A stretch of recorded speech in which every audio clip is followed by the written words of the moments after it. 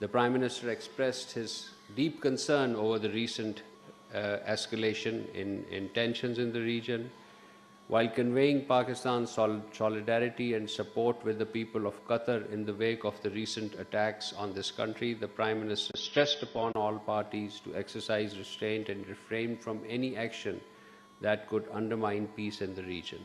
The two leaders agreed upon the importance of sustained diplomatic engagement and dialogue and adherence to the commitments made by all parties under the Peace Islamabad Memorandum. His Highness the Amir thanked Pakistan's leadership for playing an active role, a leading role for peace in the region, and assured him of Qatar's continued support in this regard. And on the same day, our Prime Minister held a telephone conversation with the President of Iran, His Excellency Dr. Masoud Pezeshkian. During the warm and cordial telephone conversation, the Prime Minister expressed deep concerns over the recent escalation in tensions in the region and underscored the urgent need to restore regional peace and stability. He called on Iran and all other partners to exercise restraint and refrain from any action that could jeopardize the hard-earned peace achieved over the past 2 or 3 weeks. President Pezeshkian, on his part, reaffirmed Iran's commitment to peace and appreciated Pakistan's constructive support and sincere efforts for regional stability. The two leaders also reviewed implementation of the decision taken during President Pezeshkian's visit to Pakistan earlier this month and follow-up actions for further strengthened bilateral cooperation across diverse fields. Both leaders agreed to remain in close contact and continue consultations on matters of mutual interest and regional peace. And in the similar vein of our peace efforts, the Deputy Prime Minister and Foreign Minister on the 13th of July, Deputy Prime Minister, Foreign Minister Senator Mohammad Ishaq Dar held a telephone conversation with Saudi Foreign Minister Prince Faisal bin Farhan. They discussed recent regional developments, stressed restraint and dialogue, and agreed to remain in close contact. And on the 12th of July, the DPM and Foreign Minister held a telephone conversation with his Iranian counterpart, Foreign Minister Sayyid Abbas Araghchi, and they discussed the regional situation, emphasized de-escalation and diplomacy, and agreed to remain in close contact. On 13th July, this conversation with the Saudi Foreign Minister, in addition, also discussed regional developments, restrained dialogue, and both sides have since then remained in contact through diplomatic channels. Moving on to other developments, ladies and gentlemen, on 13th July, the Prime Minister, along with the former Prime Minister Mohammad Nawaz Sharif, accompanied by the Deputy Prime Minister and Foreign Minister, visited Doha. The purpose was to offer condolences to a long-standing friend of Pakistan, the Amir of Qatar, His Excellency Sheikh Hamad bin Khalifa Al Thani. We condoled with the present Amir and the Qatari leadership. President Asif Ali Zardari, ladies and gentlemen, visited Kyrgyz Republic from 6th to 9th July, marking the first trip by a Pakistani president to the Central Asian state for 21 years, and this visit was important in this context. The Deputy Prime Minister, Foreign Minister, earlier this morning, ladies and gentlemen, left for Shanghai. This morning, we issued a curtain raiser.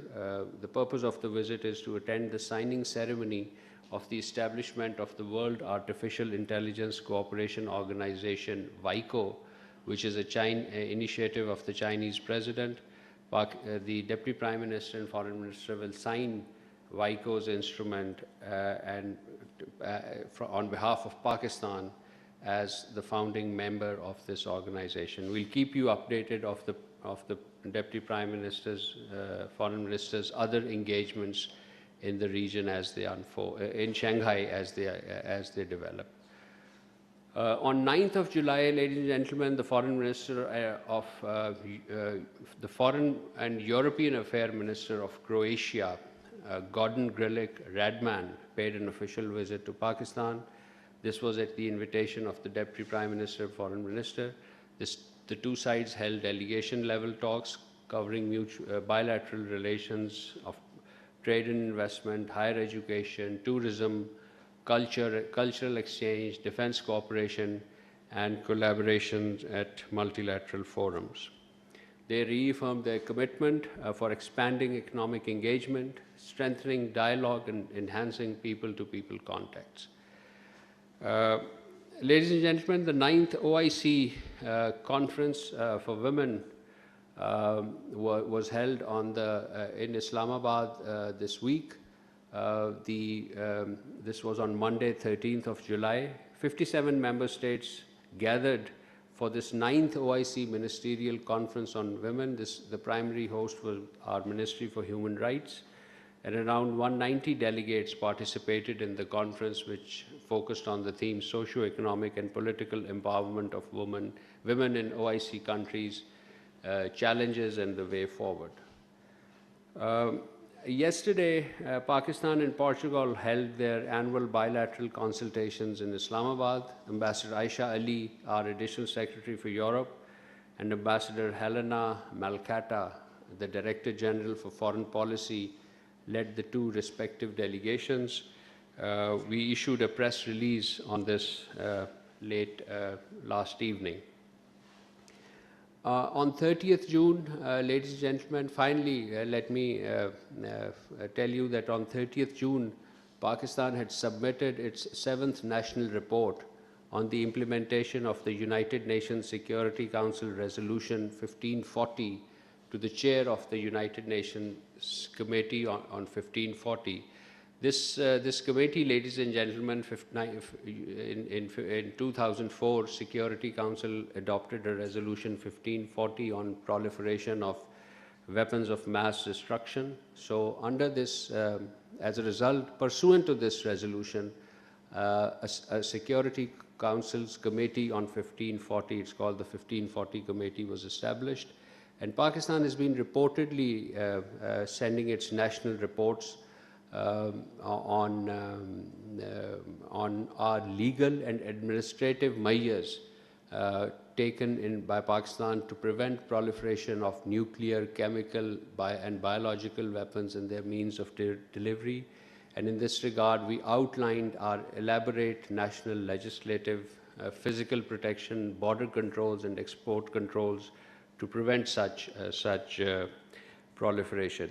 Since its inception in 2004, this is the 7th report. So in the last 22 years, you could see that on the average, we have been submitting its report roughly every 3 years. So this is an important development that I wish you to be informed of.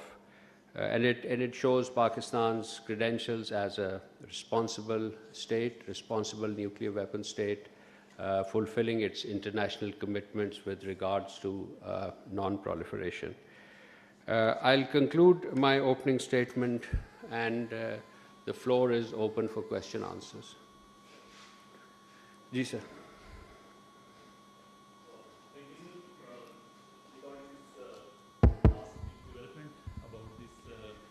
The convicted ringleader of the Rochdale child grooming gang.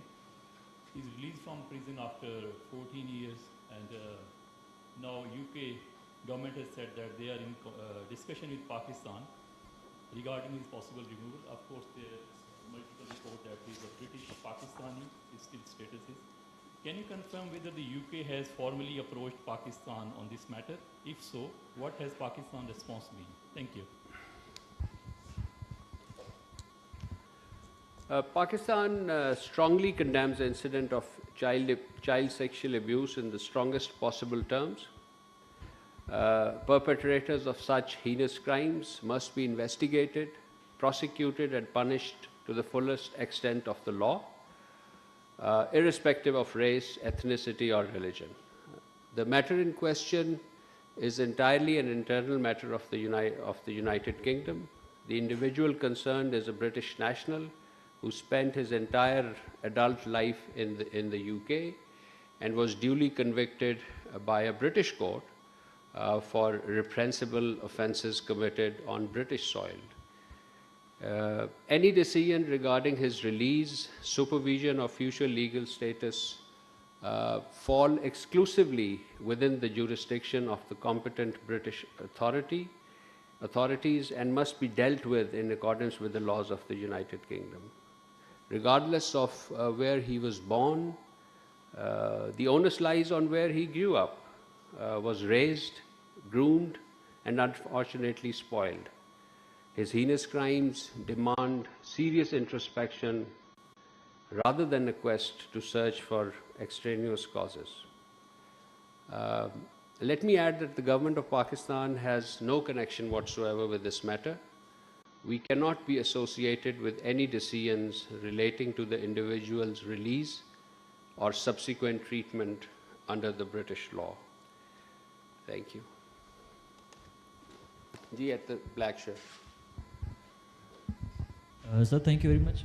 Sir, I have a question regarding India's National Investigative Agency has recently filed charge sheet against 6 all-parties Hurriyat Conference leaders, including late Sayyid Ali Gilani, in connection with the 1996 mob violence case.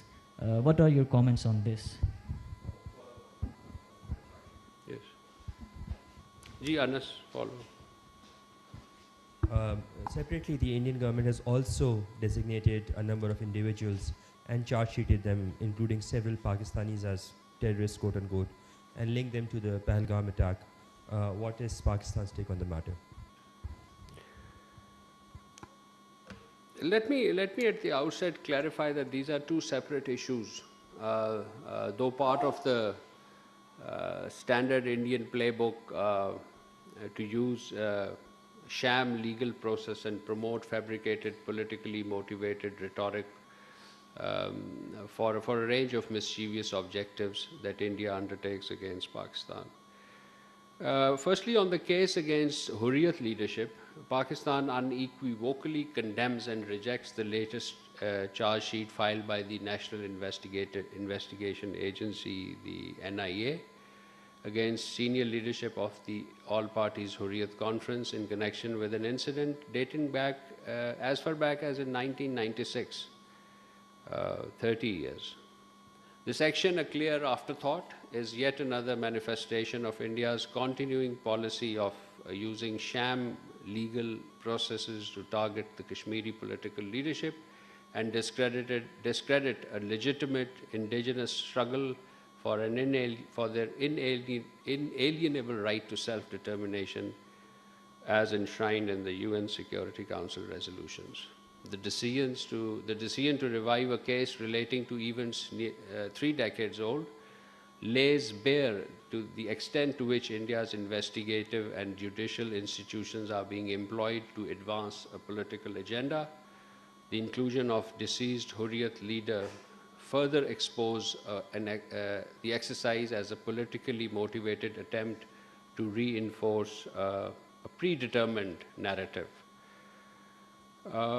No amount of politically orchestrated prosecution, retrospective investigations, or attempts to delegitimize the Kashmiri leadership can alter the internationally recognized disputed status of Jammu and Kashmir or extinguish the Kashmiri people's inalienable right to self-determination, or even obscure the urgent need for a peaceful and just resolution of the Jammu and Kashmir dispute in accordance with the aspirations of the people of Jammu and Kashmir and relevant UN Security Council resolutions. Neither this malicious propaganda divert international attention from India's own grave systematic human rights violations in the Indian illegally occupied Jammu and Kashmir.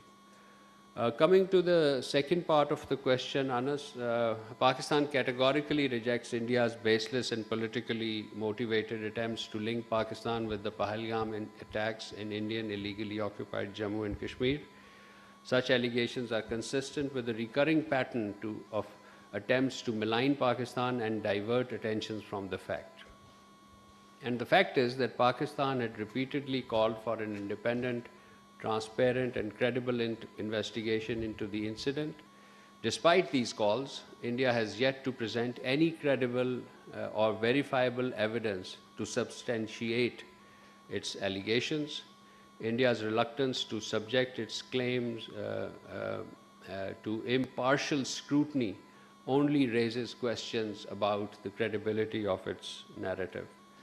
Rather than engaging constructively with Pakistan and allowing the facts to emerge through an objective investigation, India continues to rely on rhetoric, disinformation, and media sensationalism to advance its unsubstantiated allegations. Such approaches neither serve the cause of justice nor contribute to regional peace and stability. So instead of making unfounded accusation against others, India should undertake a sincere reflection on its own record, including its policies and actions in Indian illegally occupied Jammu and Kashmir, and its continued sponsorship of terrorist activities that Pakistan has consistently raised with the international community, not just in Pakistan, but in Western countries as well. So lasting peace and stability in the region can only be achieved through adherence to international law, respect for the UN Charter, and commitment to dialogue and peaceful resolutions of dispute, and not by leveling such allegations, which, as I said, is primarily for domestic consumption. Thank you. तर्जुमान दफ्तर खारजा Tahir Hussain Andrabi हफ्तावार news briefing दे रहे थे। उन्होंने कहा कि पाकिस्तान में खित्ते में बढ़ती कशीदगी पर गहरी तशवीश है। ईरान और अमेरिका के दरमियान दोबारा कशीदगी पर तशवीश है। तनाज़ा किसी के मफाद में नहीं है।